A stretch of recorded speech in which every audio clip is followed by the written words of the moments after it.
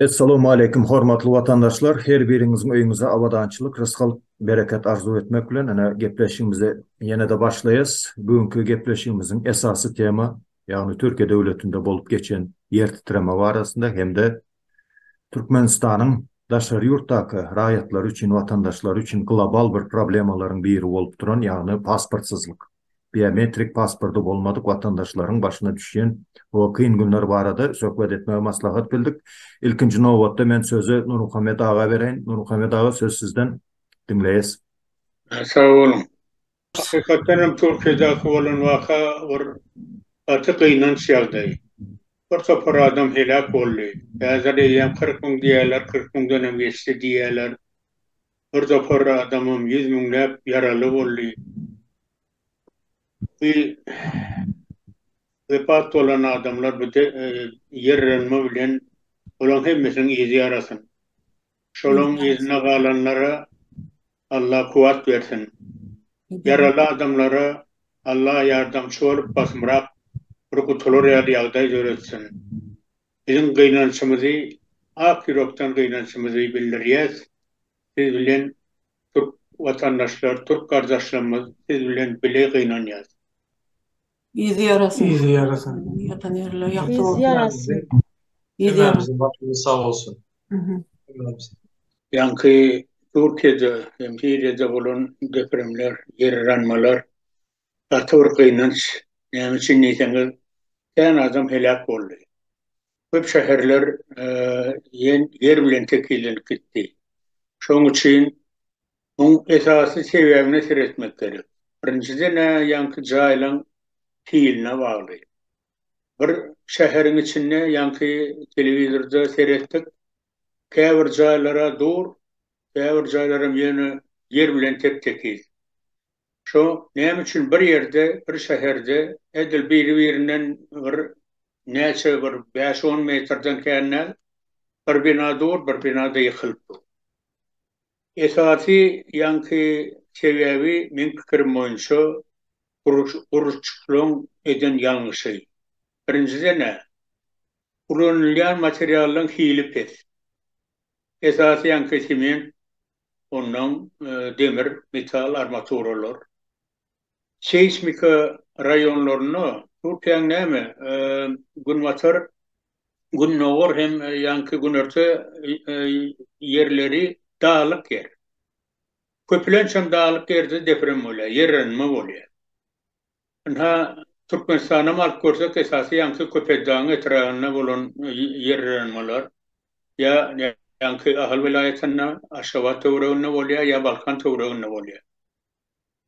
Şoň üçin seismika tarapyndan kuruljak jaýlaryň proyektleri öňünden barlanmasa, şo seismika ýagdaýyna gabat gelýärmi, proyekt gelmeýärmi, oňa seredilmese, ondan kurulýan döwründe şoň hiline kontrol edilmese, gıynansa naşylar ýaly netije gelýär. Ol Türkmenistanda da gurulýan bir topar käbir obýektlerde ýadyňyzda düşýän bolsa bilemokdur. Köpeňiz ýa-şo Sowet döwrüniň ýanky kuruluşyk ýagdaýlaryny bilmeýän bolmagyňyz mümkin. Ýöne Sowet döwrüne Gostroy diýip bir edara bardy. Kuruluşyk edaralaryň ýanky hemmesine kontrol etýän edara dol. Birinciden elki proýekte ol çekmese Gostroy sen o proýekte ulany bilen ol. Gostroy barlya hakykatdan hemme ýanky barlamaly ýagdaýlaryny. Onun kurulyan döwrüne esasy yankı hiline, nähili kuruluşyk alyp barylýar, nähili materiallar ulanylýar, analiz edilýär betonada, şo zatlary Gostroy etýärdi. Şoň üçin bir topar ýagdaýlarda jaýlar yerrenmede ýykylynyp saklanýar. Ýöne gynansalam taýyoz dargandan soň, taýyozyň darganyna gynanmak. Yankı edaralar yapılıyor. Şoňa gynanýar. Türkmenistanda o kontroller ýese uğradı. Ondan köp obyektleri Türk şirketleri uğradı. Bir videoda vardı bir 4 ýyllykdamy, 5 ýyllykdamy edil şumaly ýadyma düşenok. Yankı Gurbanuly Berdimuhammed soň prezidentlik döwründe bir topar proyektleri sergilenine kuruluşçulara, proyekt kiröpçüklara käýýädi. Diredin, bu Türkler esasy ýanky diňe öz jüýsüniň aladasyny etýändir. Fiilini yaman erbet gurýanlar diýip şeýdip käýýänni, şolar ýaly videony YouTube'da goýupdy. Ol görýäňmi şol derece prezidente çenni bilinýän derece diýjek bolýanlar. Şoň üçin hemmesini yankı ervet kuruluşçular ya ervet gurya deyip aýdybiljekkel ýöne kontrol edilmese şolar ýaly ýagdaý bolýar. Täwir obýektler Türkmenistanda gurulanyny da soň ýykmaly bolanyny men şaýat bilýän şolar ýaly wakalar boldy. Şoň üçin bu Türkiýede esasy yankı men aýtjak bolýanym birinji nowatda kuruluşçulyň günäsi. Olun guryan binaları kontrolsüz, yeni devrede kayıtlav ettiyen, kullanılan materyalların hiyilip et, kurulan obyektlerin kuruluşunun kontrolsüzlüğü şunu real yağdaya getirdi. Kıyska aytsam ha şu yani başka meseleleriniz olsa cevap vermeni sayın. Öyle köp sağ olun. Nurmuhammed ağa söz gezegini Anadur Dağ'a verelim. Anadur Dağ'a ayda verin dinleyiz. Sağ olun. Значит, ну, я хочу сказать, что мои родители пережили самое страшное землетрясение 48 года. Мама успела выбежать вместе с двумя детьми, выскочить, вернее, с двумя моими сестрами. Она успела выскочить. Ну, то, что землетрясение было катастрофическое 1948 года, знают все. Я хочу сказать, что вот возле 5-й поликлиники было железнодорожный техникум раньше. Это возле пивзавода старого, сейчас его нету. И вот там впервые построили панельное, как бы говоря, общежитие. И вот это общежитие просто сложилось. Просто сложилось. И не было тогда никаких сейсмических исследований и так далее, и так далее. И нам вот мой папа рассказывал, что в этом техникуме погибло очень много молодых ребят. А после землетрясения я знаю, что возле пожарной части на проспекте Свободы, это тоже недалеко от стекольного комбината, построили экспериментальный дом. Этот дом, как бы говоря, был на пружинах, и он сейчас до сих пор существует. Но вот Нурмухамед Чарыч правильно сказал, что нам в Туркмении нужно очень сильно уделять этому тоже большое внимание, чтобы такая трагедия 1948 года или трагедия, то, что произошла в Турции, нужно просто избежать. Спасибо. Bir zat koşayın berdi. İstesine berdi hemen bellemeli. Türkmenistan'da 30 yılın içinde bir neçe Türk firmalar cay kurdular, binaları kurdular. Şol sanında mektepler diyelim, beylik nemeler. Şoň üçin biz has köp şoňa üns vermeli. Normal aýyp gelýärmi gelen okmy. Belki nemeni geçirmelidir. Как это называется? Ekspertiza ve hemmesini täzeden barlap geçmeli. Spiskeden yani. Şonu koşacaktım ben. Öyle köp sağ olun. Söz gezegini Dursultan Taganova veriyes. Dursultan Taganova dinleyiz. Ayda verin. Assalamu alaikum vatandaşlar, emmeňize. İlki bilen Türkiye halkına, Türkiye devletine gatı gıynancımı bildiresim gelýär. 40 müňden gowrak adam gıynansakda yoğaldı ve müňlerce yaralılar var. Yetim galan çağalar var. Näyle aýdaýyn? Slişkim ağır ýagdaýda häzir gözümüz bilen gördük, köp sada düşündük. Meselem Ýaňa Nurmuhammed Çarıç ve Anadur Dağa terörist zakonu goşup geçti. Stroýitelin zatlaryň näkili öňüne almalygyny ýöne berde meniň goşjak zadym, napример, Türkiye'de seyrede otur, siz televizorlarda, например, uçonular ayda otur da, mesela görkez ya, haysı şehirlerde bulup bilir zemtresenya, neçe derecede bulup bilir, primerni, gününü aytmasa da primerni adamlara düşündürüp otur. Yer titreme bolan yadayında adamlar nehil goranmalı, e, nehil tayarlık görmeli, ondan sonra например, yer titreme bolanda yine Türkiye'de mesela AFAD diyen bir edara var. Şu AFAD'ın polnu işgərləri şunun yalı sikin besva bolanda ne только yer titreme ya bir yerde sel bolanda o adamlar eyyem tayyar organize olun. Например, Türkmenistan'da şunun yalı kuramalar am yok. Kuday saklasın bir yer titreme bolsa adamlar bilmeyen nehil boranmalı. Например, sosyal medya giryeniz berde eyyem kanalların köpüsünde surat adamlara düşündürüp oturine yer titremesinde например nerede saklanan adamlar ölmen kalıptır da primerine şoları görkezip adamlara öğredi otur ve bizim Türkmenistan halkını da inşallah bolmasın yurdumuzda onun yal bedbahtçılık yani Türkmenistan halkını da bir şekilde şu zatlara öğretip tayarlap düşündürüş işleri geçirilmeli. Kuruluş işlerine belep geçişiniz yalı.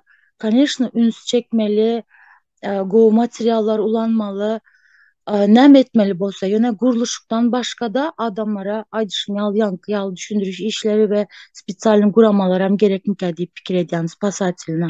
Sağ olun. Dursultan şu men bir täzelik okudum Ezrum şäherine diye hemme jaýlar şo durşuny durupdyr ýoksa ören gaty yer titreme bolsa da o esasy nemesini eşitdiňmi şu näme sebäpli şeýle bolanyny? Aslında Hatay'da bir şehirçe deyip men bilyen şu yerinin hakimi şunun yalı bir açıklama etti. Kanuna şu yerinin mesela kanunun nem değil ya şu neçe katlı öy kurulmalı bolsa şondan başka hiç ruhsat vermendir. Mesela hiç kime ve sürekli izarlaptır. Şonun yalı öyler var mı yok mu ve şonun için hem yer titremede hiç hili zarar görmendir. Dine şu şehirçesinde yekece adamam ölmendir.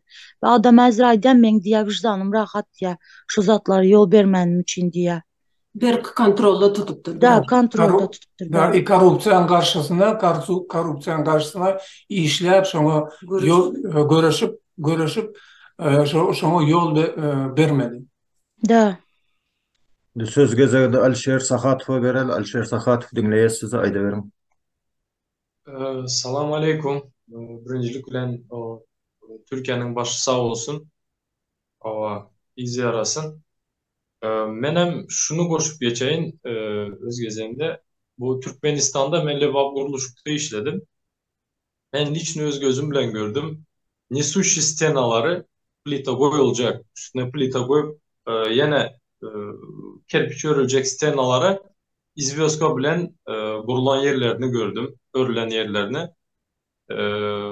Потому что armaturdan uğurlayadılar. Boymalı yerine armatur boyulmayadı. Svязка bermeli yerlerine berilen oldu. Simentin hili pesliğini gördüm. Şu zatları gördüğüm için ben Allah'ımdan her gün dileyen Hudayım şun yalı zatlar bizim Türkmenistan'ımızda bolmasın. Çünkü bolan yağdayında da şu görüşümüz yalı bu hükmet tayin del bu zada. Tayin del. Hiç hili tayin del derli ve gatı köp kıynandır ya bu mesele. Ben şunu açacaktım. Spasiba. Böyle aýdan görüňleriniz için köp sağ olun. Vatandaşlar, ene şu yer titreme zerarlı. Misal için şu neticesi Türkmen halkına nähil täsir etdi. Türkmenistanyň içinde emele gelen krizis neticesinde epesli halkımız yurttaşına kazanç için çıktı. Kazanç için çıktılar, köp ağlavı böyle köne pasportlu. Yani köne pasportlu bolan vatandaşlarımızın esası ağlavı böyle ve megapolislerden, yani ulu şehirlerden daşarda bolyarlar sebebi ulu şehirlerde yığı-yığıdan kontrol, Türkçe lavaydan da çevirme olup duruyor. Yani metro astanovkalarında, o metrobusun o girelgesinde çıkışında hani kimliğini görkez deyip duruyorlar. Şolara tutulmalı deyip o çetrak yerlere gittiler. Indi köne pasportlu bolan adamlar o hükümette hiç hili berde konsullukta zaten registrasyada yok. O Türk hükümetinde de yok. De aradan çıkayan yağdayında, misal için yer titreme neticesinde aradan çıkayan yağdayında tanılmadık cesedi atpiçatkasını alliyen kriminalistler, Türk kriminalistleri atpiçatkasını alliyadanı o şunyalı nomerde o suratını düşürüyorlar. Şu ceset yağdayında Huday saklasın o yer titremen aşağında o yüzü düzü yağdayda kaldı mı o beton düştü mü belli değil. Mümkün oldukça suratını alıyorlar hem de atpiçatka nemet yerler hem de DNK'dan bir neme alıyorlar. Test alıp yerleştir koyuyorlar. Indi atpiçatka gezek gelende zagran pasport alanda bilyensin sokman suratta atpiçatka yani barmakla izi tavşırılıyor. Köne pasportlarda yok şol. Yani indi şol vatandaşlarımızı eğer kalan olsa şonyalı betonların zavalların aşağında kalan olsa da tapmak kıyın. Günah kimde? Günah hükümette. Yani daşarı yurttaki öz halkına zagran pasport berip bilenak. Beyleki devletleri yani. Vatandaşlar, indi men şutayda bir size misal getireyim. O öňünden ötünç sorayın. Yanlış düşünmän. O halkı kemsidi otyr, kemsidi jagdaýda bu sözleri aýdy otyr dip o yanlış düşünmän, emma aýtmasam bolanak. Ene Türkiýede ir şahly mal bolsun, maýda şahly mal bolsun, kulagynda bir bolýar. Şunyalı bir kalar bolýar kulagynda ene. Ýörite tanışlarymyň üstü bilen tapdym ene. Şul nomer esasında pasport yazılıyor şu mala hatta. Şol mal kime değişli? Eýesi kim? Haçan doguldy? Parodasy nähili? Haýsy etrawa değişli? Ene görýänsiňiz ýakynrakdan görkezeň. Ene tırı 05 diýip dur. Şu 05 haýsy plaka ilçe değişli bolsa, ene butaýda tırı 19. O hersi misal üçin şularyň bir etrap, bir ilçe İstanbul'un nemesinde. Hatta şolar registrasiýada durýar, hatta mallar. Mal bazara çıkarıp malını satanda da hökman pasportu bilen barmalı. Malın eýesi. Şu satanda pasportdan gowuşurmalı. Var uçotdan ayırmalı. Men malımı sattım, o pelança gitti deyip. Hatta malın etken hareketi kontrolda. Emma kıynansak da biz adam, vatandaşlar, biz adam, biz halk. Biz yeri gelende, ana şu malçada hatta registrasyamız yok. Huday bilsin şu yer titreme bolan yerlerde näçe san türkmenimiz wepat boldy. Ana misal üçin döwletiň öňüne wezipe goýuldy. Tap sen şu ýerde o wepat olan türkmenler diýip nähil tapjak atpiçatkasy bolmasa, kimiň ýere giden o arada hiç hili habar bolmasa. Emma telewizora seretýäs, tööleme döwlet propagandasy möwjally. Gülýaly ýurdumuz var, o arka dağımız var, arka dağlı serdarımız var. Halka näme bolup ýör? Halka näme bolup ýör? Kim alada etmeli halka?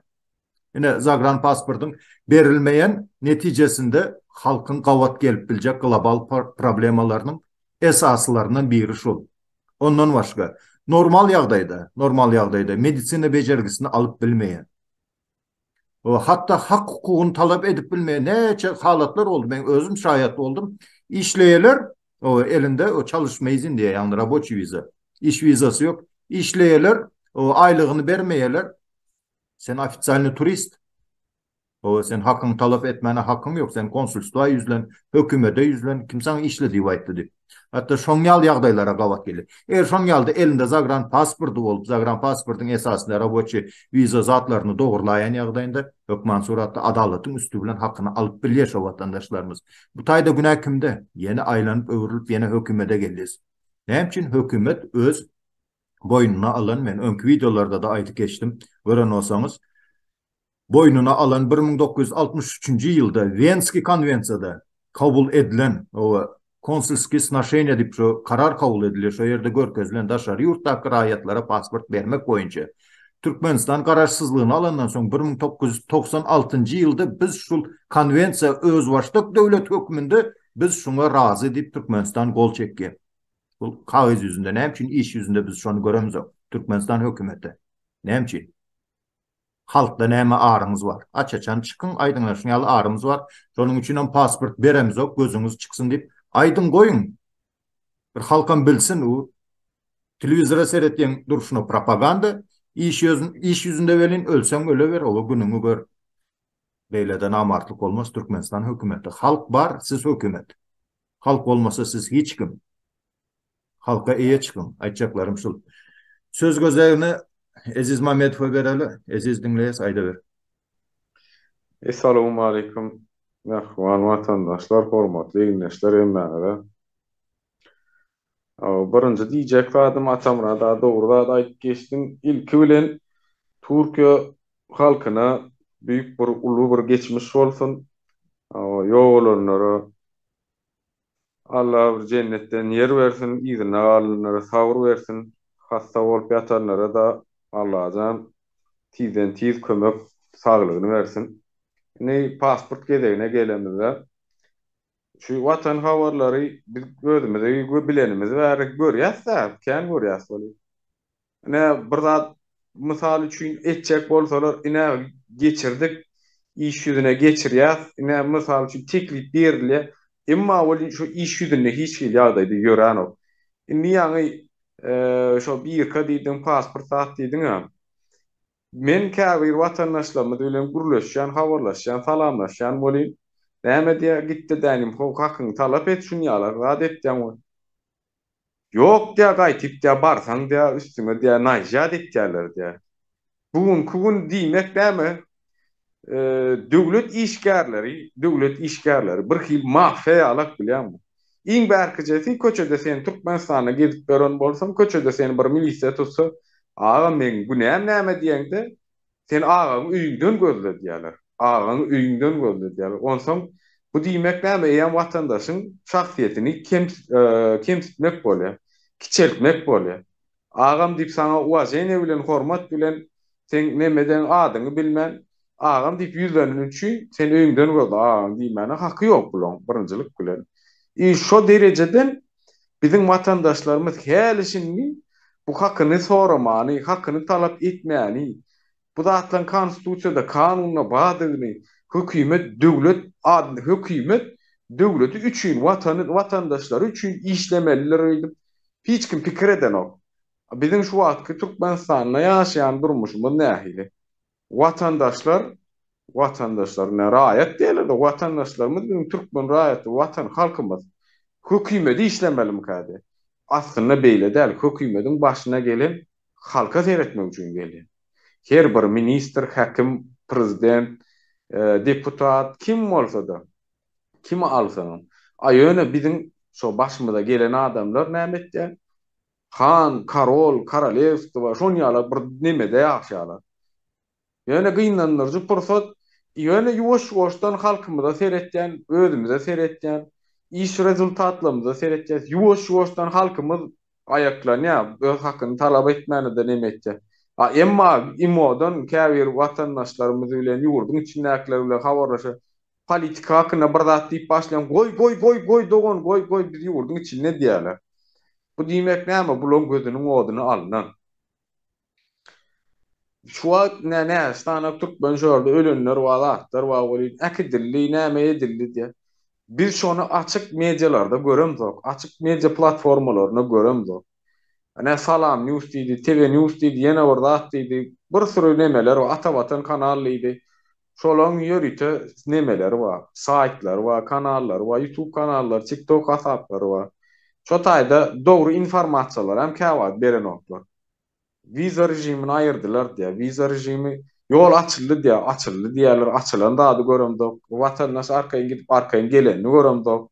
Geljek bolsalar her hile problemler bilen, nemeler, ziyatkalar, misler bilen gelýärler. Bu biz şu zatlary etýänimiz, bizi izleyen vatandaşlara ýüzlenjek bolýan, bizim şu etýän işlerimiz, bizim şu alyp barýan syýasatymyz, bizim halkymyz üçin, gowlugy üçin neme etýär. O käbirler ýalňyş düşünüp bize ne watan döňüňi dik kurlaýarlar. Erkilek neme diýip şahsiýetimizi kiçeltip neme etýärler. Watan diýmek prezident diýmek däl. Watan diýmek bir halkyň bilen watan bolýar. O mehriban watandaşlaryň bolmasa, şoň ilaty bolmasa sen halkyň ýokdur. Prezident, hökümet geliji, geçici bular. Bugun badyr erki ýokdur. Şo Gurban Gulyň nesili bolmasa da, serdar prezident bolmanyda, başga bir bolanyda şo halk şu Türkmenistan yine de yaşamasına, ösmesine, yöremesine, hareketine devam edecektir. Yani yalnızda neme gıynansak da käbir vatandaşlarımız şoňa düşünýän o. Bizi izleýänler, bizi dinleýänler, bize hormat goýanlar, sizin janyňyz sag bolsun, görjekleriniz gowy bolsun. Sözge degini bereniňiz üçin köp sag bolun. Köp sağ olun Aziz Mahmedov. Alşer Sahatov söz soraýa. Söz gezer sizden. Aýda berin. Menem şunu üstüne bas durup geçecek. Emine şu Ezmametow'un aydan zatlarına naşöt medya. Halk bilen hiçkili aladası yok bu Türkmenistan'ın. Yine bir ezek doказывает то, что biz Türkmen halkı diktaturada yaş oturanını näli seredin Российский Oruslar, Kazakstanlar, MİD'i, diplomatlar özünün kanallarına TASS, Lenta.ru kanallarına son bir giden kanallarına apavişat etýärler. O şunyalı durumda ve şunyalı yine Российский medya Lenta.ru, TASS 39 sany öz graždany çıkardılar, halka aýtdylar. Ova adamlar işlerini otu, значит, bilýärler, düşünýärler de. Ova также Kazakstan'ınki 42 Kazak vatandaşını çıkardılar, 22 sanam Kırgız vatandaşını çıkardılar. Даже Tacikistan pasavat berýär öz halkına. Yani gıynansak da Turçada milyondan gowara Türkmen ýaşaýar. Birinci palasalary alınan o.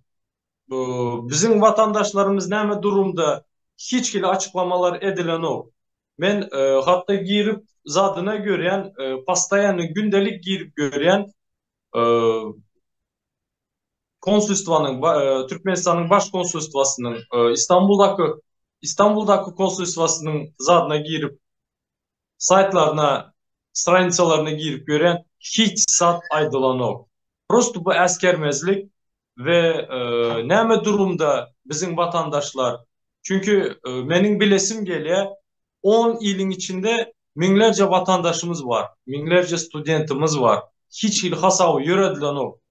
Onu häzir şu gün soramasak, şu gün şoňa şo garanky bolup duran yere ışık bermesek, näning maňa şolar şutaýda jaýlanyp galýar ve hakkı, hukugu hemmesini depelenýär. Şoň üçin elimizden geldiğiçe biz hem aktivistler bolup da любой bir vatandaş borcudur alıp şo zady aýdyp şolardan talap etmek, şo hökmetten. Потому что görüşümüz ýaly Ukrainada boldu, biz yitirdik bir giden studentimizi. Häli büyüneçi açıklaması edilen ok ve bir ezek 2 mi 3 samolyot studentimizi aldılar. 30 mu 40 bin studentimiz var, galandan haber yok. Также bizde felaket oldu. Marelebab zadında uraganında biz neçe vatandaş yitirdik, näme? Hiç hilli maglumat berilen o.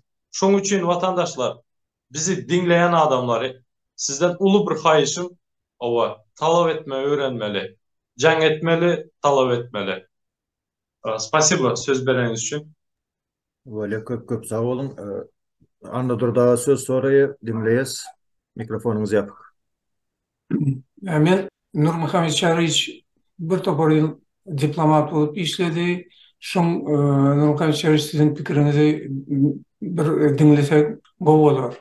Bu mesele barada aýtsam, ýaňyn Atamrat dogry aýtdy. Konsulsu barada ýürüýçi halkara kanunlar var. Pasostu barada ýürüýçi halkara kanunlar var. O kanunlar esasında bir sopar döwletler.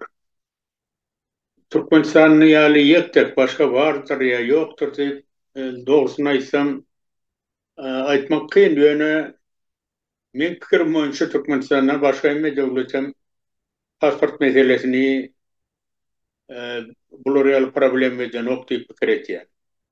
Meselemin hemen Avusturya'da yaşayan, Avusturya'nın payitahtında Viyana'da, şehirde bir topar eyleki devletin rayetlerini öğreyen. Ben eyleki devletler diyemde, önkü Sovyet Soyuzu'nun respublikalarını gözümde tutyan.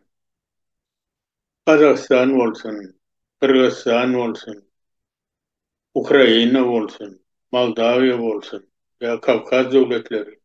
Bunun hemmesine verdi resmi işlep verenler var yöne öz yurdunu vatandaş. Şu doğurdu pasportlarının soruğu toruya.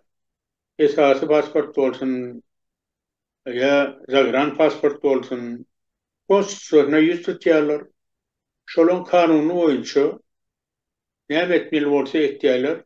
Anketa deydi, surat deydi, tölemeli pulu var. Bulardan hem mesajlıya anırsı bir heptiden son kağıda pasportu ellerine boğuşuyor. Ya dine pasportum değil. Mesela bir topar işleyenler maşallahı bilen işliyor. Ya yurt dışına gelip işleyen doğruna durmuşa çıkıyor ya öğleniyor. Onun çağları oluyor. Çağları olanlar şolar doğulan arada şehadatname konsolosluğa veriyor. Ya elçihanada konsolosluğa bölüm var, olar veriyor. Hem yer diyene hem devletlerdi, hem devletler. Ne Türkmenistan'ın olar el mümkünçülüğü yok. Var. Ben özüm ilçe olup işlen doğrumda Türkiye'de 8 yıla yakın ilçe olup işledim. Yani bize yıkıcı da Türkmenistan'dan Dışişleri İşleri Ministerliği'nden pasport iyi vermediler. Boş pasport blankalarını diyecek koyanlar. Birden şolar yani gerek olanını çalışar yani ya yeni de bir devir nehil ya da düşünün vakti tutuyor ya pasport yiyeceğimi. Şunu tercihlemek için veremel bolin biz edilmeyecek.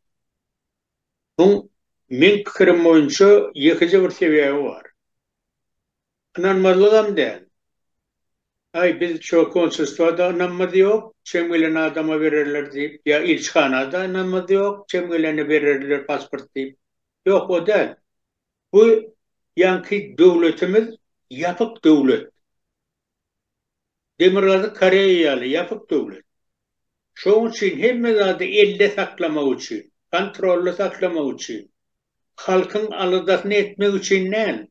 Dine şu halkı yumrukta diyen yani saklamak için edilen devlet tarafından. Şu pasporta çoğurda horlanyanlar diye fikirden oklar, o fikirini edeceğim olan oklar. Etmeyenin sebebi halkımızın alıdasını neden oklar? İnansalım bizim yurdumuz şunu alıyor. Esasen 10 günesi o yurdun başına koturan adamlar. Ön Niyazov deydi, ön Berdi Muhammed Kurvanulu, innem oğlu, ne çeçenli, ne reçenli bu yağdayı devam edecek.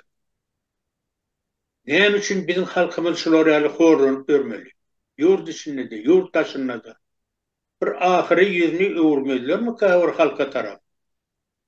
Halk devam sizi saklayan, halk devam sizi ekleyen, yönü halkı bezip korumalılar ahire.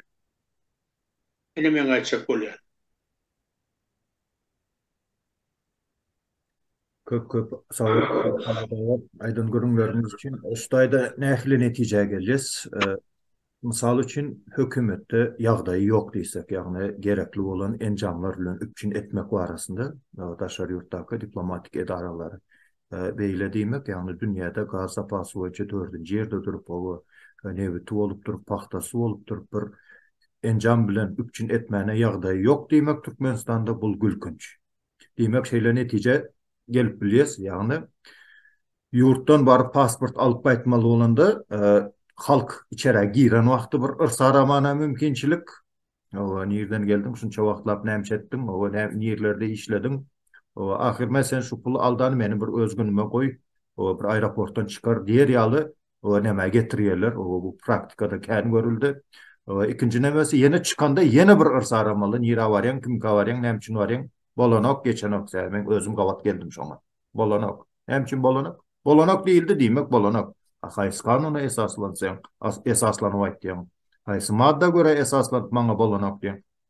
Haliçan çağırayın mı diye. Nemçin sen döwlet işgärni işlemene mümkinçilik beremek. Ziyan verem. Yine tutarlığa.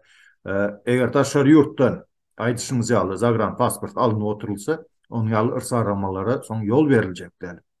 Şonuň üçin hem ýurtdan baryp alyp aýtmaly diye. Ýöne meni hayran galdyrýan zat ruslar. Atamrat bağışla o dine yankı halkı horlamak değil.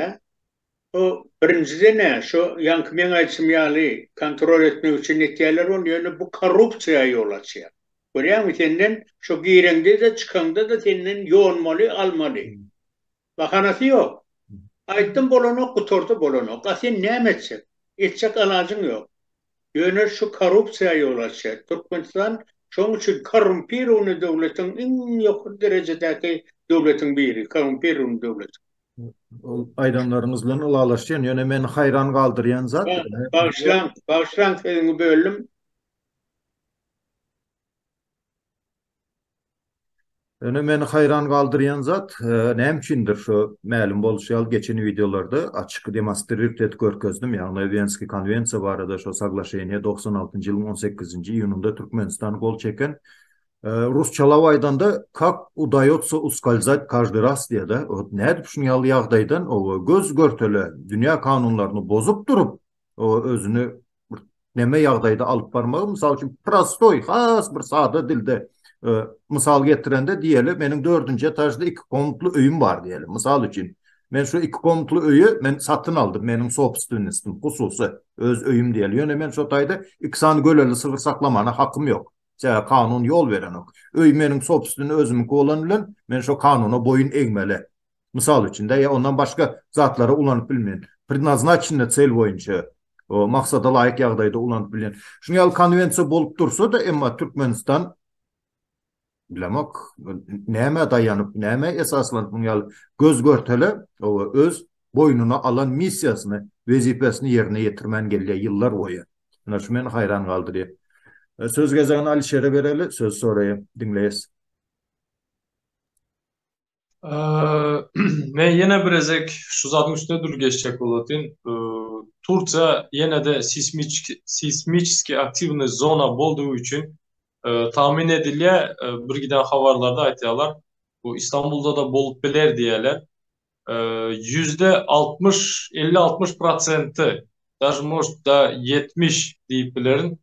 Köne pasport bilen bizim vatandaşlarımız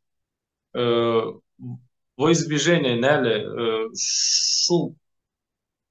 в избежание вот şu bolan situasiýany dogurlama üçin şolar просто hökmänli suratda hiç hili bir dosroçno şu pasportlary bermeli vatandaşlara, потому что Allah'a köp böleği Türkmen vatandaşlarımızın İstanbul'da ova ve çünkü gör oturan zadımız häzirem şu bellisi yok. Näle alıp 14. gün şuň 14 gün geçti. Bu bolan situasiýa şu yer titreme nädip alıtylar hälem bellisi yok, hälem aýdylanok, açıklananok, diýilenok ova. Ýöne İstanbul'da da bolsa Hudaý saklasın, Allah gorusun. Ýöne bular şonu göz öňüne alıp bolan situasiýany просто обязаны bermeli, dasturboçny yeňil bir şekilde o sıra adamları koyup bermeli şu zady ve online işlemler bilen şu işler etmeli olar. Borcu eğer halkyny düşünýän bolsa, öz vatandaşyny düşünýän bolsa, pikirlenýän bolsa şonun geleceğini edäýmeli şolar. Owa. Şonu aýtjaktym. Spasiba. Köp sağ ol Alişer Safatov, söz gezegi Dursultan Taganowa da dinleýiz. Aýdy berin. Vatandaşlar, men ýene bir zat goşup geçecektim de. Hazır İstanbul'da yer titremesi bolar diyen tema birazcık çekeleşiklik gidip otur. uçuyorlar, spesyalistler taraftan kabirleri bolup bilir, kabirleri de bolmaz diyen neme geldiler de karara geldiler. Indi hazır İstanbul'da eğer yankı yer titreme bolan yağdayında neçe sanı cay yıkılıp bilir, neçe sanı cay şozada tayyar ya da şozatları eyyem derngap başladılar berde İstanbul'da. Derngap başladılar ve eyyem şu primerine tespit edilen cayları eyyem yıkmaya tayarlanıp ve taze caylar yer titreme bolan yağdayında da yıkılmaz yağlı caylar kurmaya planlaştırıp başladılar eyyem. Yine yer titreme meselesinde Türkmenistan hükümetinin например, Huday saklasın bolmasın конечно. Yöne öngünden şunun yağlı derin evler alıp barıp şu zatları barlamalar gerek. Bu birinci mesele. İkinci mesele pasport. Nezir biz pasport meselesinde birazcık işlep başladık ve yamanamken erkeği ayalı çağlar например da yamanam köp vatandaşımız. Üçte biri değilse yani böyle belki de üçte ikisi adamları Türkiye'nin teritoriyasında nelegalni yaşayotir. Например, dinge köne pasport değil de zagran pasport вид на жительство bolmasa hazır önlere вид на жительство bolsa da uzaldı otirdi 2024 31. dekabra çenle. Hazır şona medenoklar kıynansak da ve Türkiye'nin bir derneği var da Uluslararası Mülteci Haklar Derneği deyip istatistika çıkarıptır. Türkiye'nin teritoriyasında en atası illegal yaşanlığı sebeple 4320 insan çağa eyyem neme yaşına yetiptir yöne hiç ile okuvazada giden ok. Dine Türkiye'nin teritoriyasında şonça çağa var. Türkmenistanlı çağa. Ona sebep ne mi böyle? Ne berde enesinde atasında ya köne pasportu var ya da pasportunun süreği geçen şonçinem VNJ ya da рабочий vize alıp bilmeliği sebeple çağları okuva alan oklar. Ve bu çağlar bilim alıp bilen ok. Sosyal haklardan peydalanıp bilen oklar. Başına bir zat gelen yağdayında politsiya yüz tutup bilen oklar. Sebebi yüz tutan yağdayında da sen ecir çeken bolsan sen Türkiye'nin kanunları bozanlığın sebeple ilkinci seni deportasyonuna gireyiverirler. Ondan sonra sağlıktan peydalanmak meselem bir Türk vatandaşı gidip liçeni Alanya adayında berde arzan yöne nelegal yaşayan biri gidip keselhana liçeni alacak olsa 2-3 katı pul tölemeli bolya ve şuna benzeş yamanam köp problema var. Şu zatları görüp durup öz vatandaşlarının например yine bir zat azap geçecek bize yüz tutan adamların arasında hosarları yitenler var. Ölüsü, dirisi belli değil. 10 yıl, 15 yıl yam aradan geçenler var. Politsiya yüz tutuyor adamlar. Politsiya ne hil cevap veriyor? Hazır VNJ ya da рабочий vizalı adamların yani eğindeşlerimiz azap geçti. Atpiçatkaları bilen bir şekilde tanap bolya olardan yani VNJ beren vakti atpiçatka alın ya ve registrasyon ediliyor. Hükman suratta adresi belli şu adamların. Yani köne pasportlu adamların atpiçatkası adresi bolmanlığı sebeple politsiya olara nem deyiptir. Türkiye'de kayıtlı bolmanlığı sebeple biz nereden gözler bu adamları registrasyon edilmeliği sebeple nereden gözler bu adamları düşündürüp bildi mi vatandaşlar?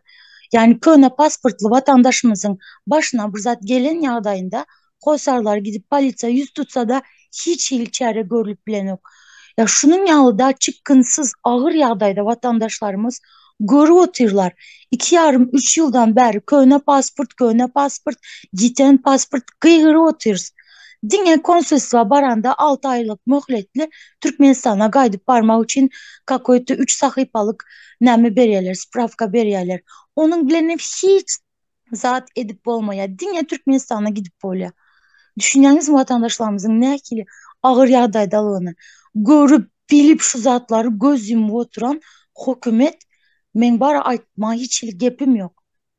Biz berde dinye konsolosluğaları günahkarleyəsdə oturup fikirlendiğin zaman konsulsivaların elinde bolan zat değil bu. Hazır например şu yer titreme meselesinde bir de Muhammedov çıktı ana Türkmen halkı her bir devlet arkanızda zat diyen boldu. Mesela şunun yalı buyruk verse konsulsivalar işlep başlar pasportdan verir hem adam eder. Yine hükümet tarafından şunun yalı buyruk bolmanlığı sebeple prezident tarafından yine vatandaşlarımız şu yağdayda. Ve например konsulsiva yüz tutan adamlar hem ne diyemiş. Ana barım Murat Kurbanov'tan soran, Dur Sultan'dan soran, şoları versinler, şoları alıp versinler pasport diyemiş. Biz mi konsul işgalleri? Biz mi elçiler? Bizim elimizde pasport var mı? Bize şoları alıp versin, şoları uğratsın deyip bizim yanımıza koyuverirler. Madem işini edip bilmediler, vazifesini versinler edeli biz. Kuday saklasın da. Ben açacak zatlarım şundan var. Spasiba. Öyle köp sağ olun. Türkmenistan'ın bir lozungu var. Devlet adam içindir deyip. Ne şu yerde devlet görkezip bilirdi adam için mi ya değil mi? Yer titreme boldu mu yine?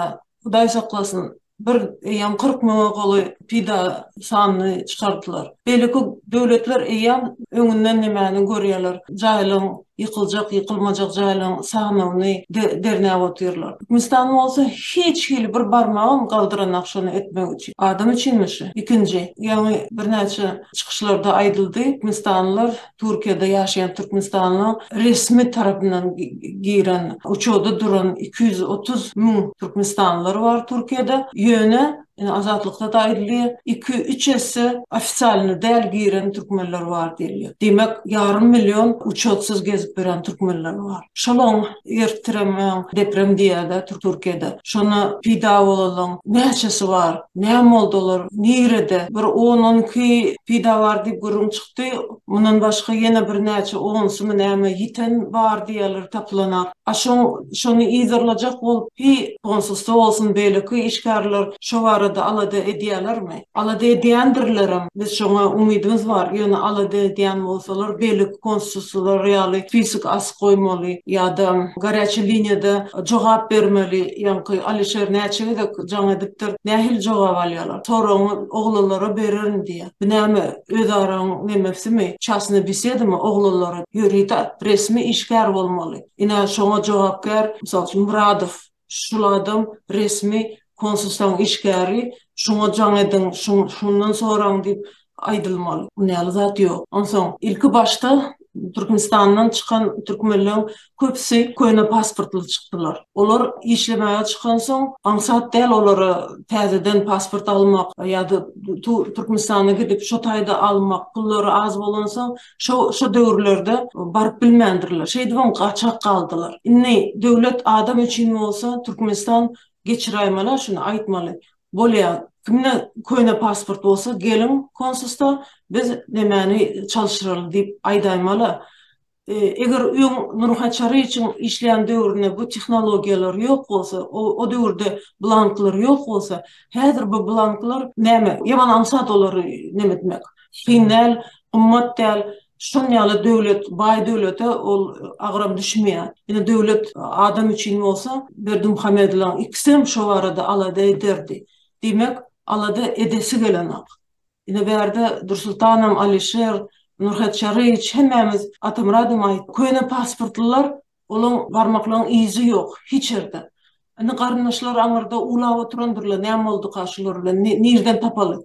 Şimdi şu yerde karınlaşlarının bırarak kıymoldası gerek. Olurum şu yerli demeleri, çinovnikleri yüzlenmeli, ombudsmeni yüzlenmeli, aytmalı.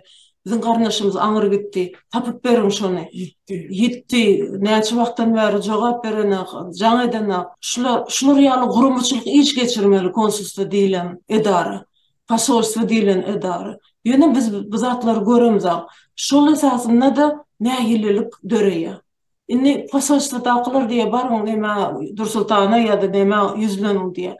Eğer siz pasolsa dağılar şunu eden olsanız, şu kurumçuluk işi eden olsanız, hiç kim size azarım vermez, hiç kim size canım etmez, kaytan beğenip kömek ederler. Yani, случайно biz şun 19 fevralda üçtük bu nehilüğün, baydak günü.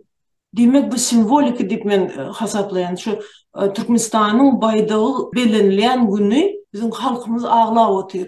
Näme için näçe adam yitirim oldu, näçe adam pida oldu. Biz daşy şolan atlaryny bilemiz. Bilir ýalyk bize döwletimiz kömek edenak, edesem gelenak. Şunu hemmemiz düşünmeli, şunu göz önüne tutmalı biz. Gürleşemize, konsuslar bilen, belekler bilen gürleşemize şu zatları düşündürecek ol çalışmalı. Ne şunu açacaktım ben. Sağ olun. Köp sağ olun Täjigil Sazakowyna. Sözü Alişer Sahatowa bereli. El galdyrdy dinleýäs. Ben şunam kısaca azap geçeyim. Seren vatandaşlar dinleyin. Bu köne pasport demek ne mi demek? Köne pasport demek adamların standart bakada işlemen, kem bakada işlemek demek. İşe gireninde o az pulu işlemek demek. O bir. İkinciden yaşayış yayına gideninde sen kayıtsız, hitsapsız kira sözleşme diyorlar. Dogovor jilye. Onu başka birinin adını ettiren öz adını alıp bilen o. O da könecaya girmek demek. İn könecayların birine girmek demek. O da rütubet yadımdan çıktı. Zatlı öyler splesini giren. Birinci yıkılacak caylara giren. Şu deprem zatta şu Liboy bir zatta şu aşağında kalacak caylarda yaşayan. O iki. Senin polnüstü dine kaçıp göremek bile meşgullanyan. Ve tutulan yağdayında da 6 aydan 3 ay, 6 ay, 9 ayaça sen şu deportasyonlu lagerlarda yatyan. Polnüstü sen nelegal bolduğun için. Ova. Ve şu gün yani acışınız ya da bizim hükmetimiz hiç yine şu hazır depremdekilerin şu zavalların aşağında, betonların aşağında kalanların hatta bu bilyeler tapı bilmeyeceklerini halksız edip bilmeyeceklerini bilyeler yine de devamlı birinci palasalara öne çıkarıp da prizip eden oklar gelin karındaş komunuz tapın galandır bize kömeğe edin biz bilemiz ok bunlar nelegal bizim günahımız bilen şular nelegal kaldı dimen çağırış etmen o işi şu gün aktivistler etti. Can edin yine şu garaçı linyalara bütün aktivistler bütün efirlerinde TikTok efirlerinde şoz adlı düşündürüp gelirler. Karındaşınız olsa şu ştayık can edin gelin efirimize koşulun deyip düşündürün yağdayınız deyip geliyez. Bu это просто трагично. Çünkü gün еще неоднократно доказывает то, что biz diktatorski devlette yaşayız. Şu gün bayram günümüz, baydak bayramımız, yani şunyalı ne yazık ki ne şunyalı bayram belemen ne şunyalı zade dotis. Şunu açacaktım. Spasiba. Şu yerde Alişer näme goşşokdum. Seredin, yankı kaçak olup berdi ýanda türkmenler. Şolara kaçak bolar ýaly itergi berýän kim? Konsulstva berýär. Konsulstva dokumentini çalışman soň yankı oglalar, gyzlar bizim Türkmenistanlarymız kaçak bolmaly bolup ber. Ina misal üçin Eziz Mamedow.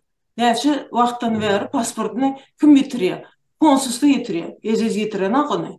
Konsulstva ýitiren soň Eziz Mamedow kaçak ýagdaýyna bol görünmeli. Kaçak olsa demek ne medisina ne iş böyle kelimelere hakkı yok. Kesinlikle. Meşhur oluyorlar. Ve onu da geçin. Sonki bolan situasiya seyretsek bir ayal doğanımız yine şutayda hem aktivistler goğu bile o situasiyanı bir ayal doğanımız iki çağası bilen galan barıptır hayiş ediptir ýagdaýyny düşündüren eşitiniz yani Dur Sultan Tağanova git yüzlen Murat Kurbanova onu da geçip bilen näme diyen git Türklere ere deyiptir.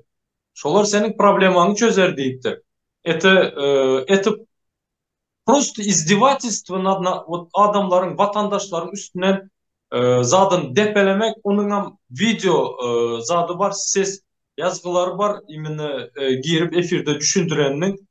Prosto şu zatlara şu gün vatandaşlar el ele bolup şu zada karşı durmasa inanın ertiri bir ürün Türkiye'de işlep veren liboy birinizin başınıza gelip bile ve inanın bana şu yat yurtlarda kalırsın hemmemiz. Ene şon yal deyin. Spasiba. Ol ayal maşkalan namusuna değiyor. Hakikaten. И просто издевательство, namusuna. Это вообще хуже дальше некуда. Ondan başka ervet yazayı yok. Ondan başka. Это уровень дипломата ответ или нет? Как вы считаете? Это уровень идиота, а не дипломата. Да, точно.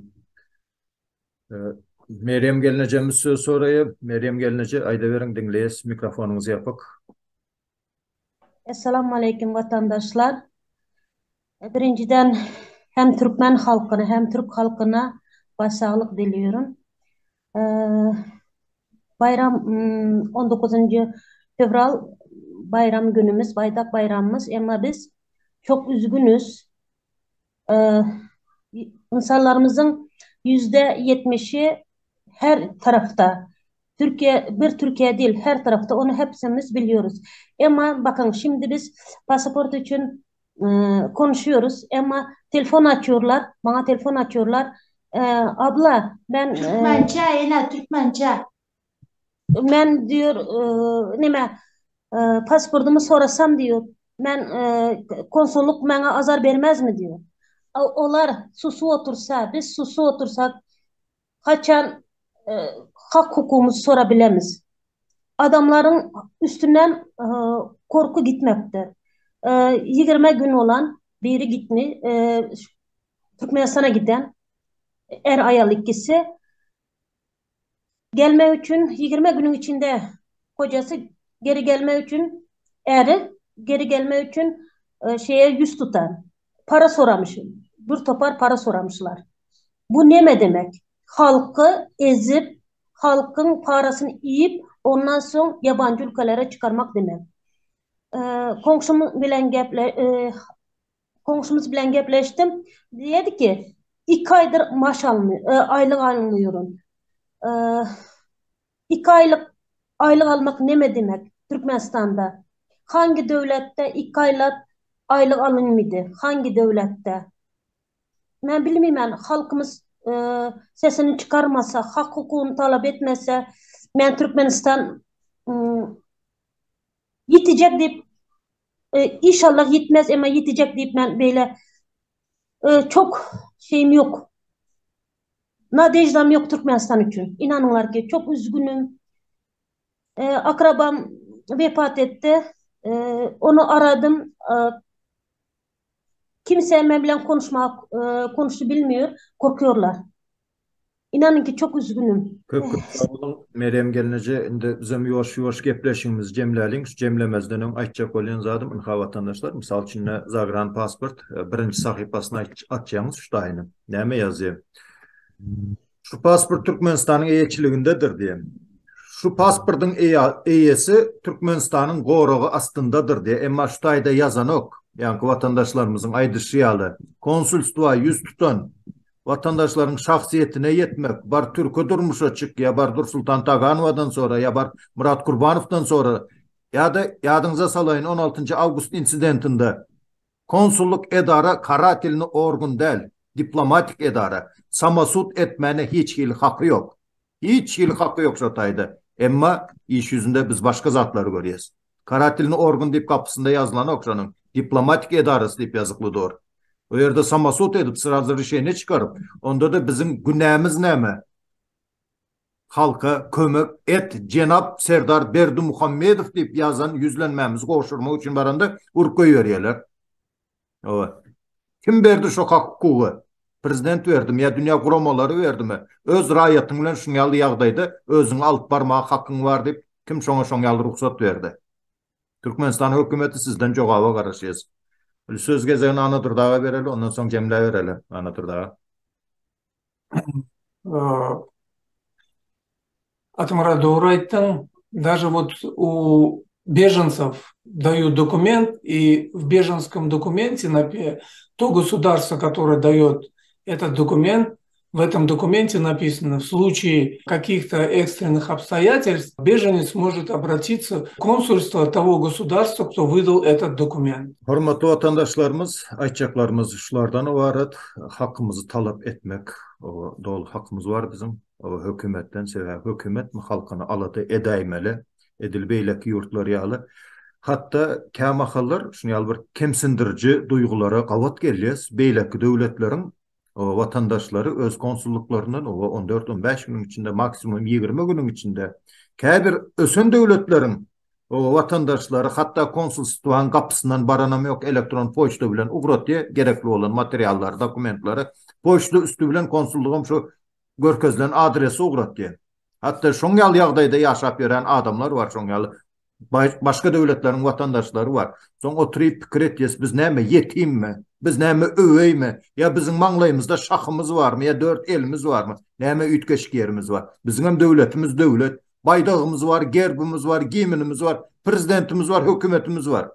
Haýsy tarapdan tutsaň tutavermeli, devlet yerinde devlet biz. Emma halka gezek gelende kanun bozmalarda tüveleme, göz değmesin diýeýmeli. Türkmenistan hökümeti haçana çeli dowam etjek bu zatlar. Haçana çeli. Halkta näme arymyz var. Çıkın aydın. Ene şuňal arymyz var. Bir gezege boynuny aldy hakyky türkmenler Beherden bilen o KK aralygynda diýip.